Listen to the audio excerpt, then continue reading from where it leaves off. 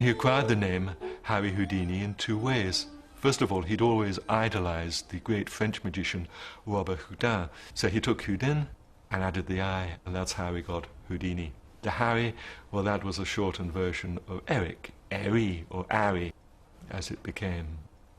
Houdini was born on the 24th of March, 1874, in Budapest.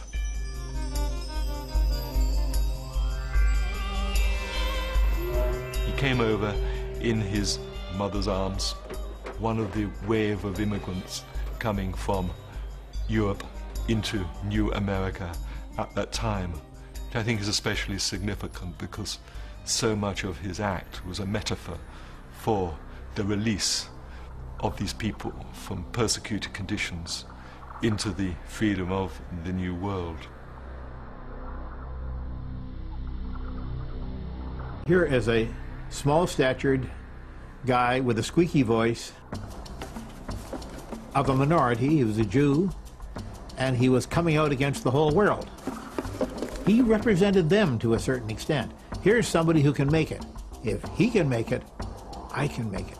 He represented hope to loved ones who had lost their fathers and sons during the needless slaughter of the First World War. He represented hope to racial groups emerging from the thrall of slavery. He represented hope to the world in a way that possibly no other entertainer has since. It was utterly an acting out of his innermost desires. That was what he wanted to do, to break out of the poverty and the restriction of his life. I think it's this nakedness of acting out that is so compelling. I think the audience can identify with it in a way that is impossible if what you're just seeing is somebody doing tricks.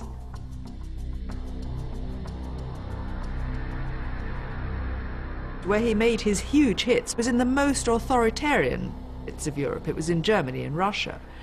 In Russia, he made a particular sensation by breaking out of the locked van in which prisoners were transported to Siberia. From the point of view of the people, this was absolutely extraordinary, and so he became a great folk hero. Houdini's act was really as much about psychology as it was about actual tricks. The real trick was what went on in the audience's head. He was acting out everybody's innermost desires. If Houdini's act played on the fears and desires of his audience, in his personal life, the idea that drove him to distraction was the thought of losing his mother. He was completely mother-fixated. I mean, he did marry, he never had children, but there's no doubt that the big love of his life was his mother. So when she died, he was completely devastated. And from then onwards, his act turns into a series of effective suicide attempts. I don't think there was ever much of a danger that he actually would die. But when, you know, he was suspended high over a street in a straitjacket, I think a lot of the power lay in the fact that it was a real expression of what Houdini then felt. Houdini had an unerring ability to spot the popular appeal of a new idea. He was in Canada and being shown around a mental institution by a doctor friend when he saw one of the inmates trying to struggle free of a regulation straitjacket. He thought to himself, wow, that's great. An escape from a jacket like that, that should cause a lot of attention. He had an eye for that sort of thing, and he knew that it would be very popular. And he was able to take one home from the institution and gradually devised a way of being able to release himself from such restraint. He would throw himself around the stage. He would be leaping around, and there'd be sweat pouring him off him, and he would be grunting and groaning and rolling all over the stage. Now, a lot of people have asked the question, how do you escape from a straitjacket? A lot of people suggest that Houdini could dislocate both his shoulders. I don't suppose it was that necessary. Houdini was an extremely fit, extremely agile person, and worked really long and hard at making it look hard and difficult. There's no point in doing the escape if you do it in 30 seconds. If you just throw off a straitjacket and go, ta-da, I'm out, it just means, well, it wasn't that impressive in the first place. One thing that he often did was create these escapes purely as publicity stunts for his live touring show. Houdini would hang upside down from a building in a straitjacket, and it'd just be a sea of hats looking up at him and watching, and they'd be enthralled because he would capture their imagination, capture that death wish, capture that challenge of life. It's a tribute to the enduring appeal of these escapes pioneered by Houdini that they've been performed ever since in almost exactly the same way, leaving individual performers like Alan Allen simply to add their own touches. A few worrying thoughts must have flashed through Alan's mind as he was being checked I was out. doing exactly what Houdini did, but I devised an idea to have the escape from a burning rope and a burning straitjacket. I stopped doing the straitjacket because my hands used to come up over my head and it used to mess my hair up. So I thought, I'll do it just from handcuffs and chains, and I won't have to do my hair as often.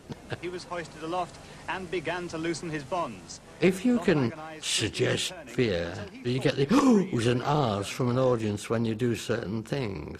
Like, I can say it now because I'm no longer doing it, but as I'm climbing up the rope, apparently finished, I reach and I fall down, and fire flies all over the place, and it brings a gasp from the audience.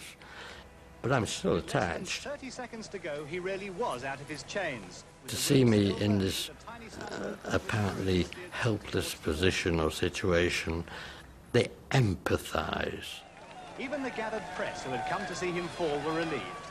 People have emotions, and the worst thing you can do is keep them emotions and feelings pent up. There must be opportunities given to them to release the emotions. And the marvellous thing about it is they are grateful to whoever they feel has released these emotions. Today there is an added danger, and this will shortly be seen. While I was in New York, at Madison Square Garden, I got a phone call from Mary Chipperfield. He says, my dad, Jimmy Chipperfield, has a terrific idea. I said, what's that? He says, you do your escape from the burning rope while hanging over a cage of lions. It's alight and up he goes. Now release the lions. And the lions come in and they walk around, and of course there's a murmur goes through the crowd. I don't know quite what they're thinking. You know, they're thinking, well, wow, he might survive the fall onto his head, but then he'll be eaten by the lions. I mean, it's like kind of a bit overkill, really. 40 seconds. We advertise death-defying, suggesting that at any moment during that performance I can be killed or injured. And it says underneath, for 3 weeks only, twice daily. 35 seconds, 2 minutes and 36 seconds, and he's down. It sounds a bit cold-blooded and that, but the truth of the matter is that is theatre. And regrettably, there's not a lot of that about today. No one knew better how to exploit audience suspense than Houdini. When he presented his famous milk can escape, he devised a way to get the theatre audience to rehearse the experience alongside him, so they'd know exactly what he was going through. He would say, at the moment that my head goes beneath the water, if you will, take a deep breath, all you people in the audience, and hold your breath as long as you possibly can. And you'd see people, I'm sure, sitting in the audience.